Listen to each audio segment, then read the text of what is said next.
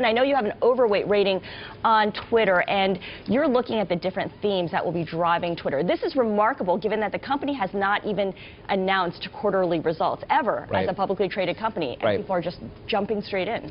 Well, I think some of the updates would be around video, also the announcements that they've made, the partnerships with the programmatic players in the ad tech space, and I think that folks might be getting a little bit excited about the opportunity and maybe a little bit ahead of itself in terms of the actual results, including, to your point, earnings.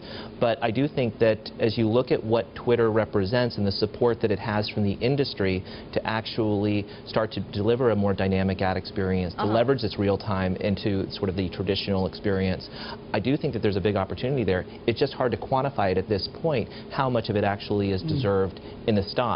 Well, isn't part of this also the fact that there aren't that many shares available for trading? 81 million shares available for trading.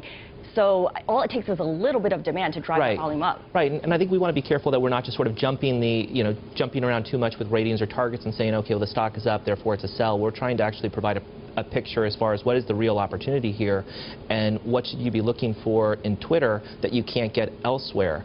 And I think right now, as we're trying to break it down, Twitter is very unique in that, obviously there's an immediacy of what you can do through Twitter, and if you're a brand or if you're a network, how you would use Twitter. Twitter also doesn't necessarily provide a threat to you in the same way that maybe some of the other video content experiences. Well, because they're not necessarily trying to be sort of the pure video provider, maybe with the exception of like Vine, where you see folks uploading sort of short few second clips. Twitter's actually used it more as a promotional experience, because the clips that say an NFL might be providing would be shorter in nature. It would be telling you, you just missed this play, you need to watch it, you need to get to a big screen quickly, right? So it's to bring you back into that television experience. Let's go back to the volatility in the shares for a second, because one thing that I remember from covering the IPO was that the company was very concerned about the long-term shareholder base, and they wanted that long-term shareholder base because they didn't want to see this volatility in the stock. The trading that we've seen in the last couple of days, does this indicate that the long-term shareholders just sold out?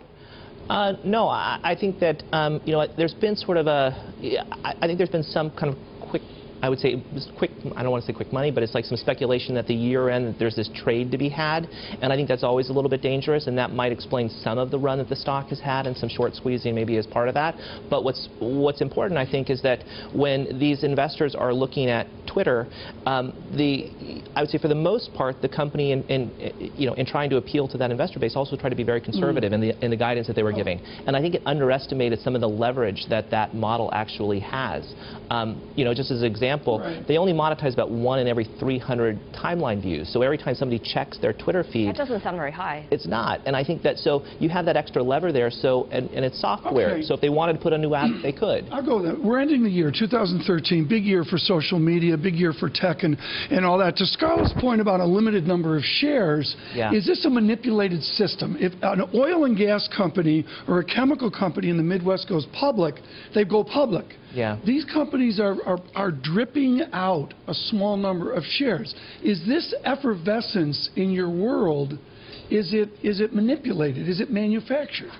It could be for a period of time, but I think that when you look at stocks like a GoGo, and there's a number of them this year, where when the lockups actually did expire, you saw the stocks take big hits. And I think that you can manipulate it for so long in terms of supply and demand, but ultimately when that supply comes onto the market, the market is going to decide what it's worth.